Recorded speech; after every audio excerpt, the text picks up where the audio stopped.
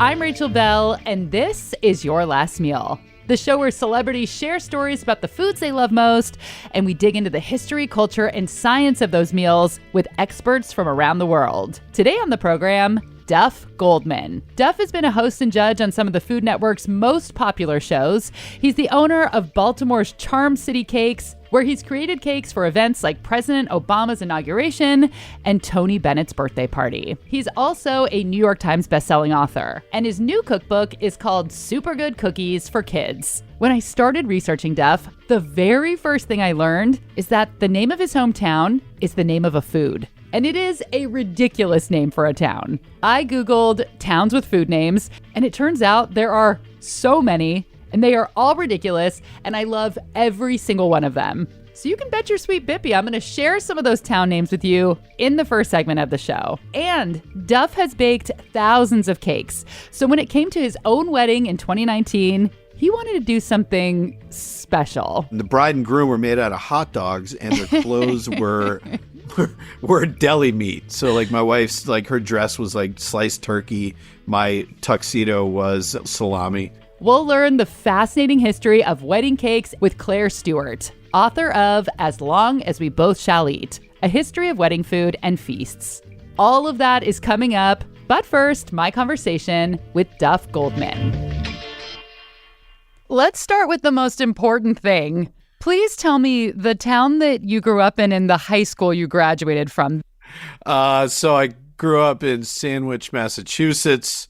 I graduated from Sandwich High School, and all the cops in town, their cop cars said Sandwich Police on them. I just love it so much. Were you all just used to it, or was it just a constant sandwich jokes and sandwich talk? There wasn't. It really wasn't a thing. Like my last job in high school was this like, kind of crappy pizza joint called Sandwich Pizza. Uh-huh. And like nobody was like, oh, do they make sandwiches out of pizza? Like it was like, no, it's the pizza place in Sandwich. It's a small town. There's 3 stoplights. Was there a place called Sandwiches? I wish I could tell you this without you thinking that I'm lying, but literally across the street from Sandwich Pizza, across the street was Sandwiches. My ex-boyfriend's dad's ex-girlfriend's last name was Pancake. We could not get over this. I mean, the puns, it was always like, did they meet surreptitiously? Is she stacked? They butter get married, like endless. Oh, man, that is hilarious. But they broke up. Great last name. Such a great last name. Oh, that's too bad. Everyone wants to know, well, do you eat a lot of sandwiches? Like, what goes on in a town sandwich? It is a very kind of silly name for a town. That's Christine Ross, director of the Sandwich Chamber of Commerce. She says Sandwich was the first established town in Cape Cod, and its name originated from its sister city, Sandwich, in Kent, England. Now, they don't do a lot of sandwichy stuff in Sandwich, but every year, local restaurants compete to win Best Sandwich at Sandwich Fest. Is there like an official sandwich of Sandwich? There really isn't, though a lot of people try to kind of claim that if they've won the best sandwich in Sandwich, it's definitely something that everyone markets. It's definitely for huge bragging rights. Okay, so that's Sandwich, Massachusetts, but there are so many other towns, most of them teeny tiny with like population 6 people, with fun, silly food names. There is Cookie Town, Oklahoma, and Burnt Corn, Alabama. And then there are the breakfast towns, Hot Coffee, Mississippi, Toast, North Carolina, Bacon, Washington, Cereal, Pennsylvania. But my personal favorite is Ding Dong, Texas. And then there is Two Egg, Florida. It's a fun place to visit. There's not much more there than a highway sign, but people stop and pose by the sign. We believe it to be the most stolen highway sign in the state of Florida because people tend to make off with it. It's a legendary place. That's Dale Cox. I'm a historian and I live in Two Egg, Florida. So tell me a little bit about the town. How many people live there? It's a very rural community. Probably the largest crop there, it's an agricultural area, is peanuts. Population in the actual little community itself, maybe 25 or 30. Most famous resident who was born there is the Academy Award-winning actress Faye Dunaway. What is your favorite thing to do with 2 eggs? So I do a 2-egg omelet. That is my favorite thing to do with 2 eggs, but everyone has 2-egg recipes that go back probably to our grandparents or great-grandparents. And they all brag about their 2-egg recipes and stuff. Anything that comes to mind? Scrambled eggs, 2 eggs over easy. And so those are very popular. Different people keep threatening to make a 2-egg recipe book, but no one has yet. So If anyone listening wants to publish the official 2-egg cookbook filled with generations of recipes for scrambled eggs, 2-egg omelets, 2 hard-boiled eggs, please get in touch.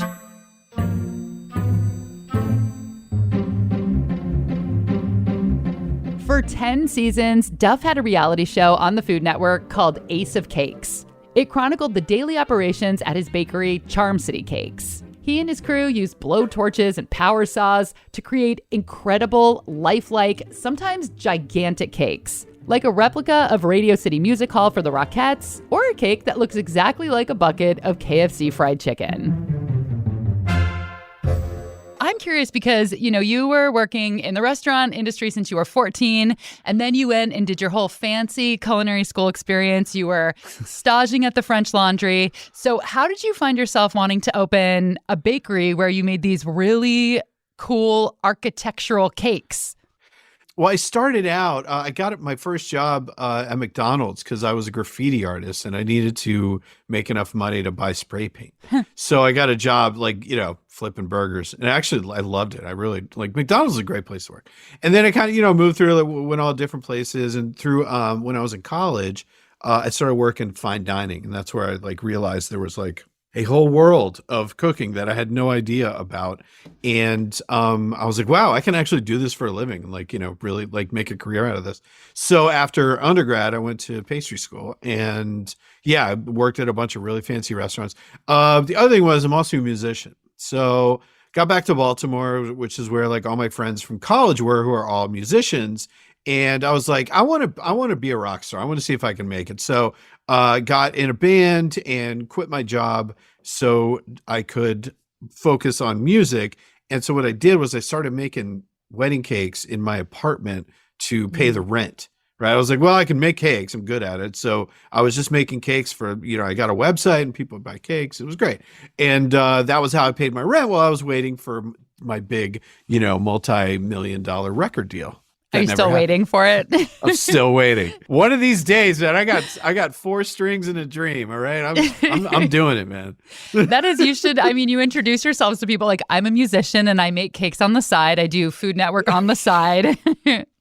It literally, our whole bakery, so Charm City Cakes in Baltimore, the whole bakery, all of us were we're doing this to make enough money so we can do all the other things that we do. Half the people that worked there were in bands. The other half were pursuing fine arts. And so, they needed a job where they could make money, because fine art doesn't pay very well. Mm-hmm. And so they were making cakes. They're all incredible artists. So they're great at this stuff. And then they could, sort of finance their careers. And honestly, it's still like that. I know you were kidding when you're like, hey, yeah, I'm on all these Food Network shows. It's true.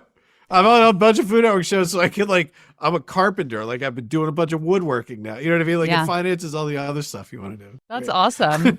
So when you were making the cakes, the wedding cakes from the beginning, were you making classic tiered cakes that people would imagine? When did you shift over to really getting into your own style and making cakes that were super realistic looking, making cakes that look like other stuff?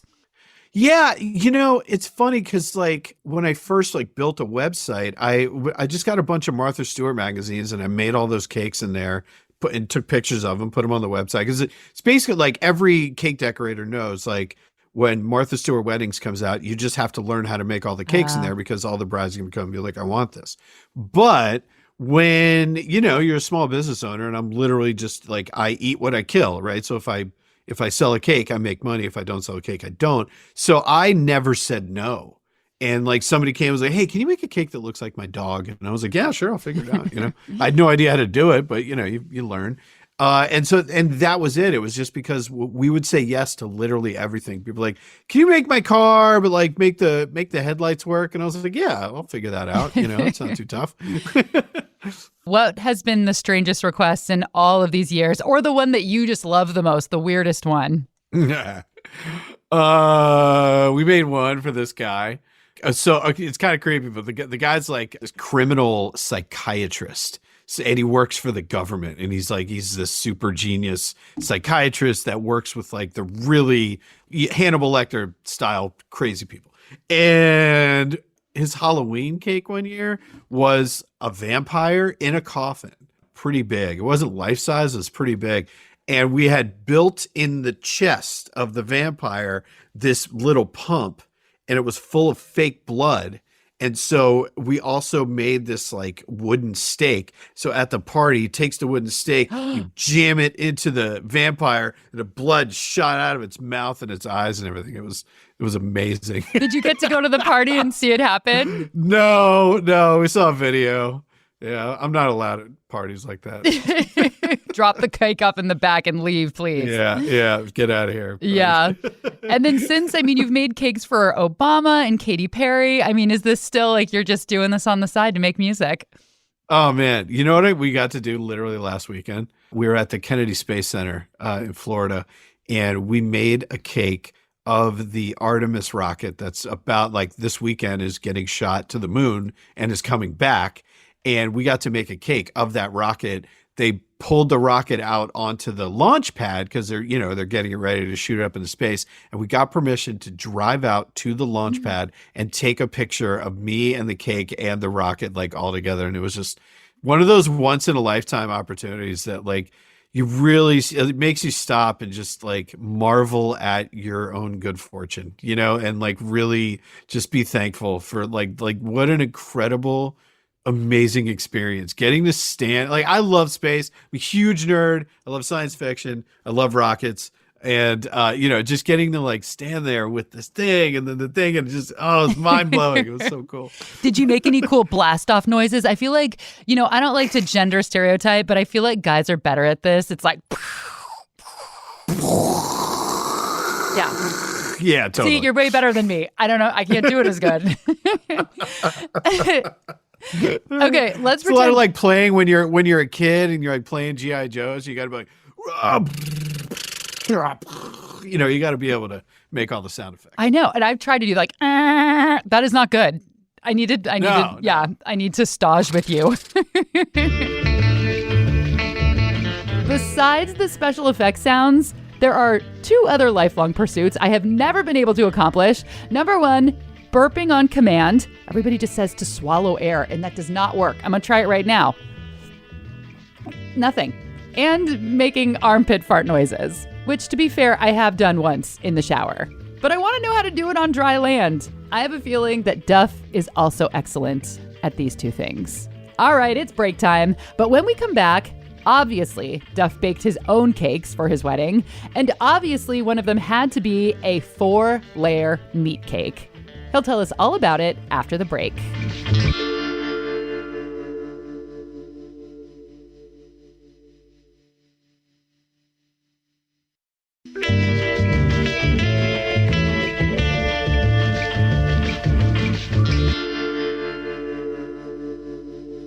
You had 3 cakes at your wedding. Tell me about these 3 cakes. Okay, so one of them was really beautiful. It was very tall, elegant white cake, and I did all the piping on it to look like the lace in my wife's dress because, everybody should have like a nice wedding cake to have pictures with. Then I did another cake that was my wife and I love to scuba dive, and we love fish. We love underwater things and aquariums and stuff. So I made this like sort of installation where you could walk through it, and it was a bunch of cakes kind of hanging from this big thing, and it was like there were like leafy sea dragons and bubbles and fish. And, wow. Yeah, all kinds of cool stuff. Got married at the Natural History Museum in Los Angeles. We got married right under the T-Rex. That is so freaking cool. Oh my God. Yeah, it was cool. I love that. Yeah, and then we had a petting zoo outside. It was great. Yeah, man, it was awesome. Man, I'm telling you, dude, the petting zoo was a hit. Everybody was out there, like, petting the bunnies and the pig and the baby horse and all that. It was amazing. It was amazing. And so, but then our other cake, our last cake, I guess the groom's cake, but whatever. My wife, it was just another cake. She loved it. Was made out of meat. So the bottom tier was meatloaf. The next tier was meatballs. The third tier was shawarma, and the top tier was scrapple. And then the whole thing was iced and mashed potatoes. And then we made roses out of bacon and like roasted them in the oven and then put the roses all over the cake.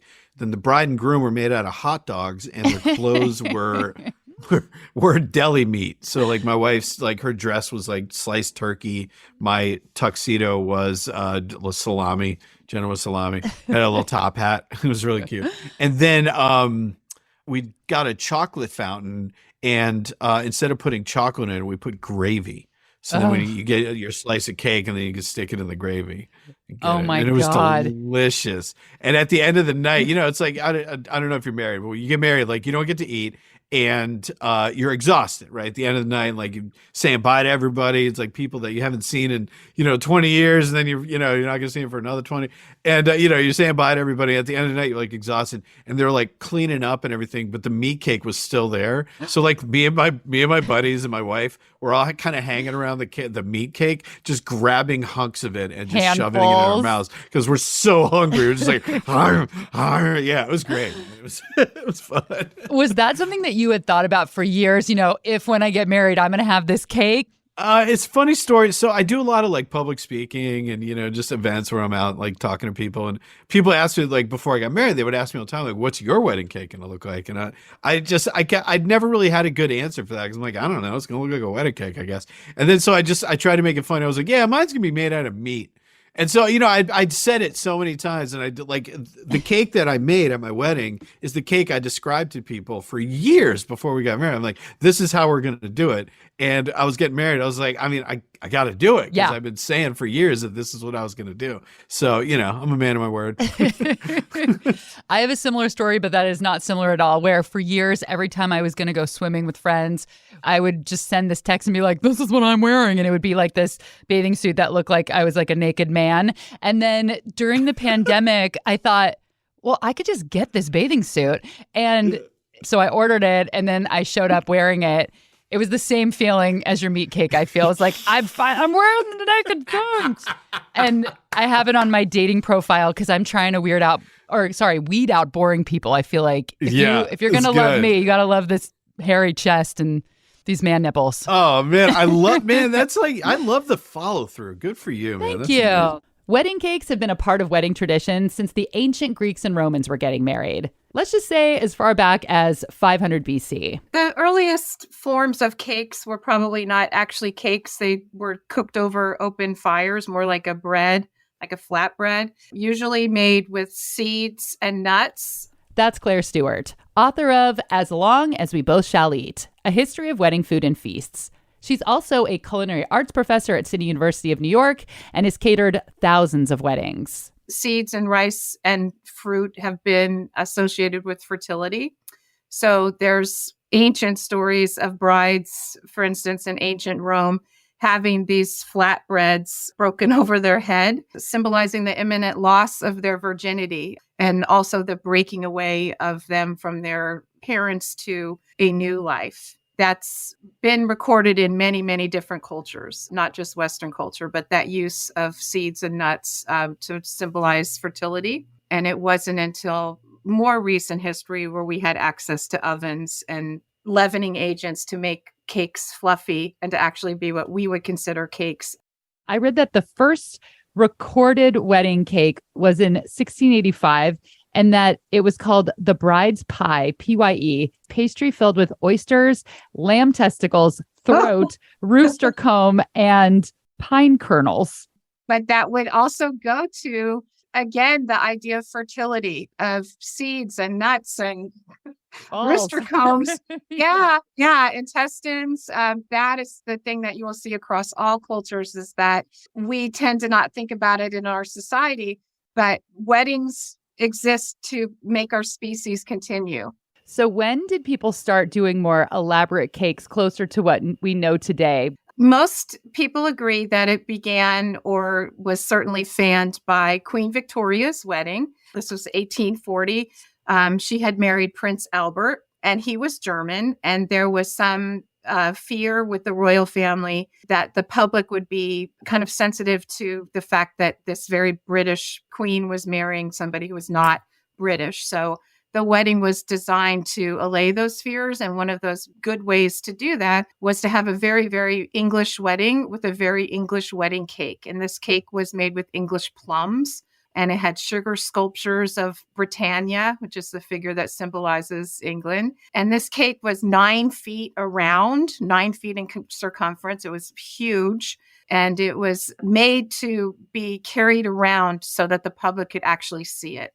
It wasn't in layers, but it was enormous. So they tried to make sure that as many people as possible could see the cake, because you have throngs of people all around wanting to see the cake. So in order for this cake to be carried around, it had to be very heavily coated with this heavy white icing so it wouldn't break open. And that icing is what we know now as royal icing.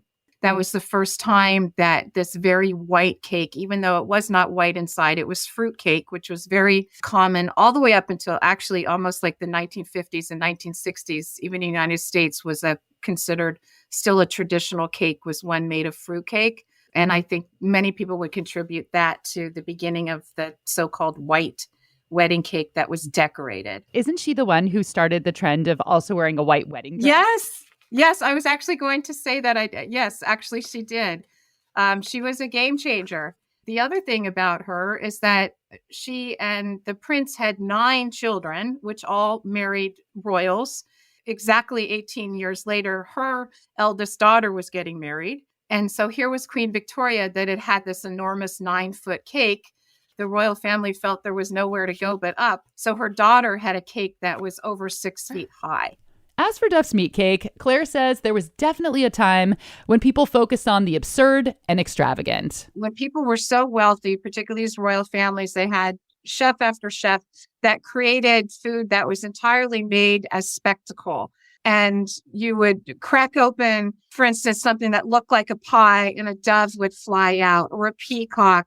There's even ones that have been made so big that like a dwarf came out carrying a cake. There's all these crazy stories of just amazing conspicuous consumption, but it was actually a spectacle. And the poor people would either pay or vie and push in line to actually watch people eat. And if you were lucky, when they were all done, they would take what was left over and give it to the people that were waiting. So the spectacle of cakes has been a way to glamorize the act of eating for many, many years. And I thought it was very interesting. There's a famous chef, Carême, who was kind of next to Escoffier, considered the father of classical cuisine. And I think it's very interesting that he studied architecture before he became a chef. And I think that connection between the artistry along with the actual mechanics of how do you make this thing, I'm sure Duff Goldman is an expert on. It's not just how it tastes, it's how is it going to come together and hold up. And you need to know some physics there and some mechanics and some engineering. Like me, Claire was delighted by Duff's meat cake. Now in modern weddings, it's a kind of a new tradition, I guess, of coming up with something that's unique to the bride and the groom, whether it's the meat cake or, for instance, my niece, her cake was cheese. Tell me more. Yes, it's wonderful. My niece got married outside London, and she and her husband are both cheese freaks, self-described.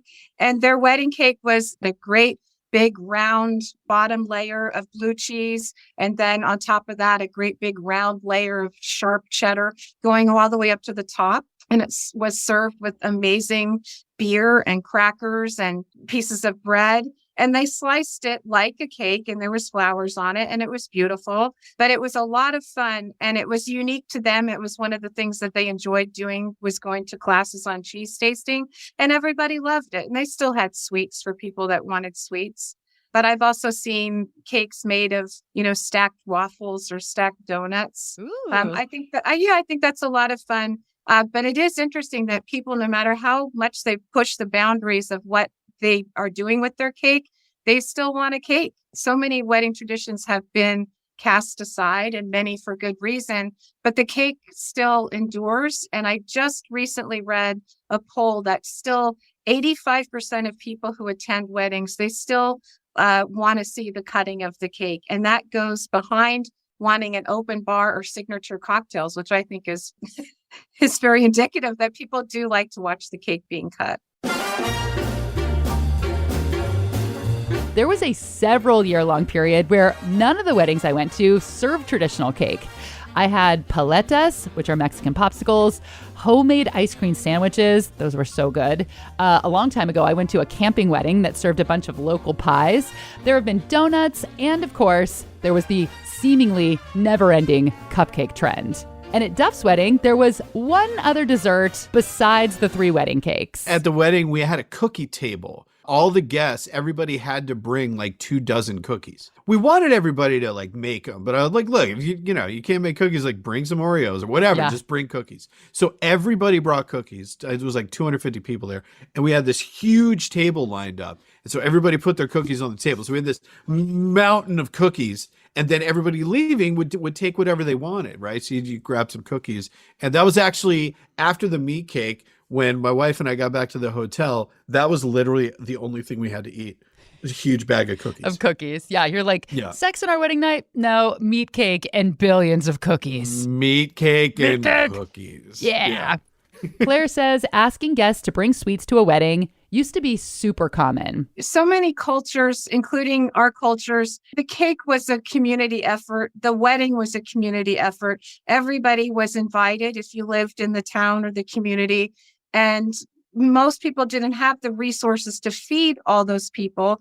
So, for instance, there was a tradition of stack cakes in the American West. Each family would bring a little cake that they had made, and then somebody would have some applesauce and they would stack them. And then you would have a cake that actually was high and looked official and ceremonial without one family having to provide this enormous cake to give to everybody. My friend, when she got married, they had this really cool wedding at a summer camp and we all slept in the cabins.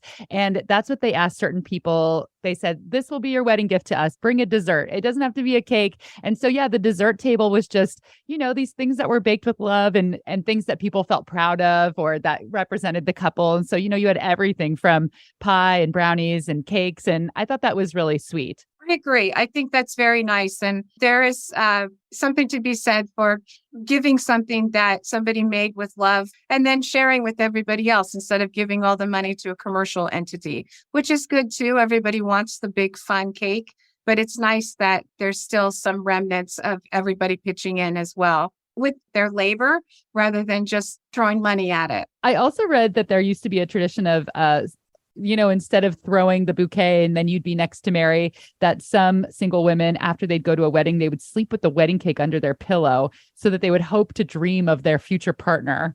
Yes, I love that. That became business to sell the little boxes that little piece of cake could go into and then put under the so-called old maid's pillow so she could dream of her future groom. Claire says the tradition of couples smashing cake into each other's faces is pretty recent. She guesses maybe the 1980s.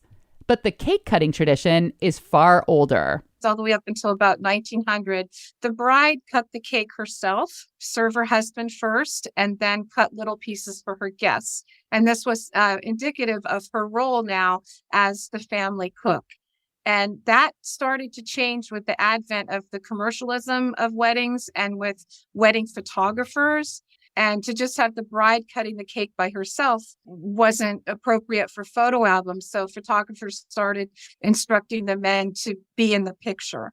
But a lot of literature actually traces that cutting of the cake going back to the imminent loss of the bride's virginity and this new role of her being cut, taken away from her original family.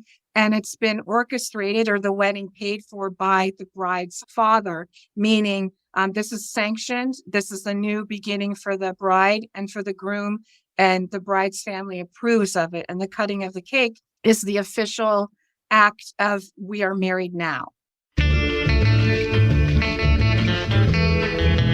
When we come back, Duff Goldman shares his last meal, and he talks about how having a little daughter made him love cooking even more.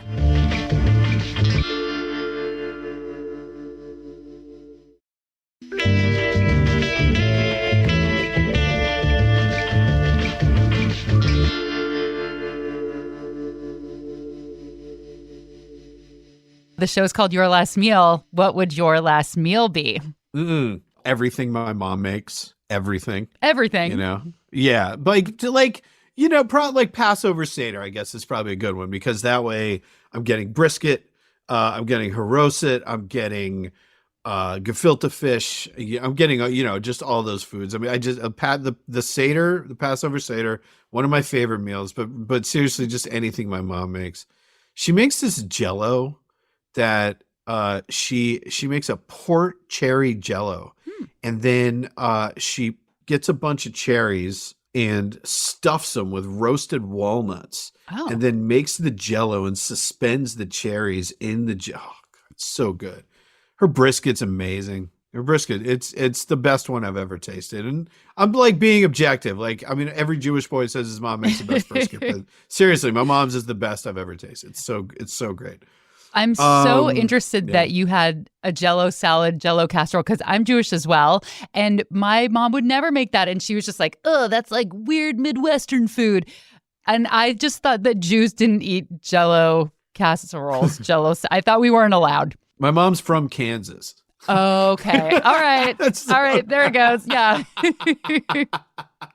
But yeah, so one of the weird things, though, is that a lot of our recipes are like kind of Sephardic. So my great grandmother came from Ukraine, from Moldova, Eastern European cooking, but a lot of her recipes are kind of Sephardic. So I don't know if she knew anybody, like maybe she knew some Sephardic people in Moldova, or I don't know what it was, but like we picked up a lot of kind of, more, Middle Eastern, and we have some interesting flavors in our family recipes. And actually the last Passover, I did the whole thing with Sephardic. I did like all this crazy Middle Eastern food. It was so good, man. And it was nice. I dug it. What were some of the things you made? I think a lot of people aren't familiar with Sephardic cooking, which I know here in Seattle, we have a little bit of a bigger Sephardic community. And they're always a little bit upset that the Ashkenazi food gets the representation. People think Jewish food, they think of matzo ball soup and gefilte, and people don't really know a lot of those dishes. Yeah, so Sephardic dishes are more like Middle Eastern, a little bit Spanish. They're just the Eastern European food. It's the food of like poor people in tenement houses in Europe and tenement houses in New York, right? And that is like that Ashkenazi cooking. Like brisket used to be a cheap cut of meat, right? Because it takes a long time to cook. And so that was the meat that Jews had because we didn't have a lot of money. So it's like, all right, well, I can't afford top sirloin. I can't afford ribeyes. I can afford a brisket. So let me figure out how to make this taste good. And so they did. And that's what, like matzo balls are really cheap. It's just flour and chicken fat. Yeah. Yeah. And so Sephardic cooking, it's just got a lot more spices to it. It's just from a more tropical place.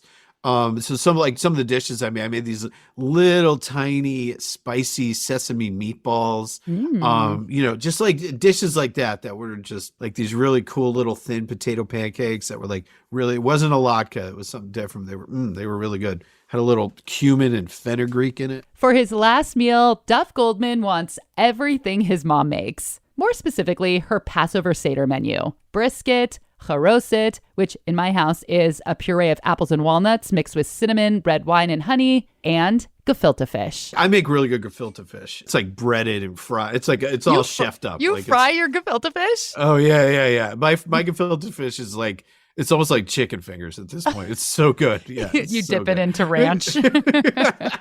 Dude, my wife eats so much ranch. She's from Oklahoma. Casserole coming out the wazoo, man. Dip it in a little maror. Man, I love maror. I do. I love it. I all the flavors of that sandwich, like even the parsley and the salt water is such a vibe, right? Totally. It's such a flavor. It's a very specific thing that I think as Jews, when you taste parsley and salt water together, you are instantly like 6 years old. Yeah, it's really cool. So nostalgic. Anytime I have any parsley, I think of, it's Passover. It has that flavor. Mm. Yeah. Yeah, totally. I love having non-Jewish people at my Seder, which I do every year, because when you grow up, you're so used to that story and the food. And then when you have to tell someone about it, suddenly it all seems insane. Like, it's so depressing. It's like, yeah, the salt water represents the tears the Jews cried when we were slaves in Israel. The haroset, it's the mortar when the Jews were slaves. And I'm like, Jesus. Like, I'd never really heard it that way until I was telling outsiders about it. Old Testament's some dark stuff, man. Yeah. Some dark chapters. For those who don't know, maror is horseradish. And I misspoke during that last little cut. I meant to say that the Jews were slaves in Egypt, not in Israel.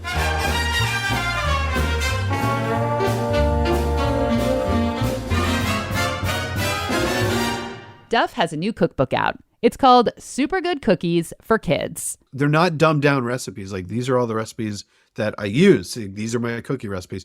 It's designed to get people in the kitchen cooking together. When parents are cooking with their kids, I mean, those memories, those are vivid memories. Hopefully, you will then create these memories for your children and teach them your family recipes and teach them how to survive and how to cook for themselves. And, just teach them to love food and, love to eat and have a nice sort of like positive relationship with food that I think a lot of people today don't have, Well, you have a cute little daughter. What is like the family recipe that you would pass down to her? Well, when she was 3 days old, her mom, my wife, was upstairs recuperating and sleeping. And my wife loves chili. She's from the Midwest. And so I was making a big pot of Texas chili. So I put Josephine in her car seat, put the car seat on the counter, and we made chili together. Thankfully, my wife was like sleeping because she was literally on the counter and like right next to her is this the flames stock pot of big gas flame. Yeah, everything. Did you use her leg to stir the chili around instead of a wooden spoon? I mean, I put her on my shoulder, I cook and things are boiling and steaming and cooking and she wants to see what's going on. And I always pick her up and I show her and she loves it. I actually dedicated this book to her. I said, I think it's something like, we're going to bake so many cookies together, I think is what I said. Yeah. It's really beautiful. And that was Duff Goldman's last meal.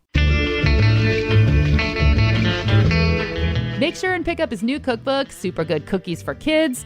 You can also order one of his cakes on Goldbelly and see him on several Food Network shows, including Kids Baking Championship that he hosts and judges with past Your Last Meal guest, Valerie Bertinelli. Duff, it was so fun talking to you. This was a real treat. You're so much fun, and it was lovely meeting you. Yeah, you too. This was really fun. Thanks. Totally. And congratulations on your new book. Awesome. Thanks so much. Thank you. It. Cheers. All right. Bye. See you soon. Thanks to Christine Ross, director of the Sandwich, Massachusetts Chamber of Commerce, and Dale Cox, historian in Two Egg, Florida. Thanks to Claire Stewart. You can pick up her book, As Long as We Both Shall Eat, A History of Wedding Food and Feasts. You can find a link to her website in the show notes. Claire says when she was in culinary school, she catered a wedding where they had an outside bakery do the cake. And that bakery misspelled the names of the bride and groom. The bride and groom were very gracious. We ended up covering it with flowers and just not having their name on it. It was kind of funny that they wanted their names on it anyway. I think in the long run, we did them a favor. I know that is kind of like something you do at a 6-year-old's birthday party. Yes, exactly. I think that was kind of their vibe. They had a 6-year-old birthday party wedding theme. A couple of clowns. Yeah, unicorns. That's so funny. Your Last Meal is a Slide Down the Dinosaur media production. This episode was produced, edited, and created by me. Theme music by Prom Queen. This show is now an independent production. So if you're feeling generous and you would like to donate to keep the show going, I would love you forever. And you can do that through my newsletter, rachelbell.substack.com. There's a link in the show notes. But otherwise, that newsletter is free. And that is where I'll alert you to fun things like cooking classes. I recently taught a potato latke cooking class on Zoom for Hanukkah, and I plan on teaching a matzo ball soup class in a couple months. The newsletter is also the only place where you will find details on giveaways, like the cookbook giveaway I did about a month ago. If you like the show, please tell a friend. and rate and review on Apple Podcasts or Spotify. These reviews actually really do help get the show into more people's ears. And last but not least, you can follow along on Instagram. I'm Hello Rachel Bell. I'm Rachel Bell, and this is Your Last Meal.